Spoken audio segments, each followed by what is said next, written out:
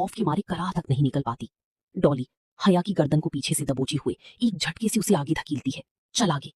डॉली हया को उसी गली के आगाज की तरफ ले जाती है जहां से वो भाग कर आई थी और फिर मुखालिफ सिमत में मुड़ जाती है। सामने ही मैरिज हॉल का पिछला हिस्सा नजर आने लगता है।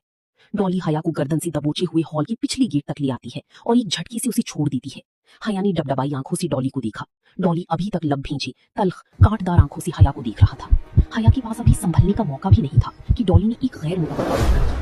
दफातन डॉली ने अपनी गर्दन से लिपटा नारंगी दुपट्टा खींचा और हया पर उछाल दिया। दुपट्टा हया की सर पर आन ठहरा। डॉली चुपती हुई नजरों से उसे देखता हुआ बोला, बेहया। ये सख्त लफ्ज कहकर वो फौरन पलट गया। नारंगी दुपट्टा हया के कंधों से फिसलकर कदमों में आ गिरा तो वो चौंकी, फिर झुककर जल्दी से दुपट्टा उठाया। हया दिल में शर्मिंदगी और खौफ के आलम में, इसने मुझे बेहया कहा। हया की हालत ऐसी ना थी कि वो 2 कदम भी चल पाती। वो हॉल के कोने में मौजूद एक सोफे की आखिरी निशस्त पर निढाल होकर गिर सी गई।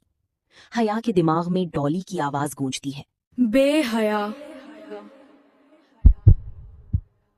बेहया, बेहया।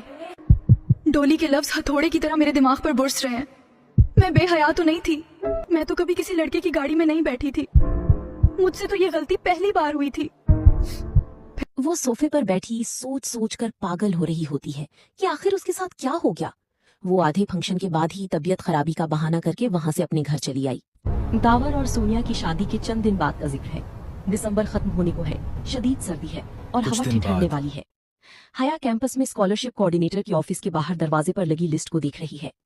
एरास्मस मंडस एक्सचेंज प्रोग्राम के तहत स्टूडेंट्स में से सिर्फ 2 लड़कियां सबांची यूनिवर्सिटी तुर्की जा रही थीं, हया सुलेमान और खदीजा राणा। वो अपने यख होते हाथों को आपस में रगड़ते हुए लिस्ट पर नाम देखती है। हया दिल में सोचते हुए, खदीजा राणा कौन है भला? दफतन अकब से किसी की आवाज हया के कानों में पड़ती है। हया चौंक कर पीछे पलटती है। पीछे एक लड़की खड़ी है जिसके कंधे पर बैग है, हाथ में डायरी और पेन है और आंखों पर बड़ा सा चश्मा लगा हुआ है।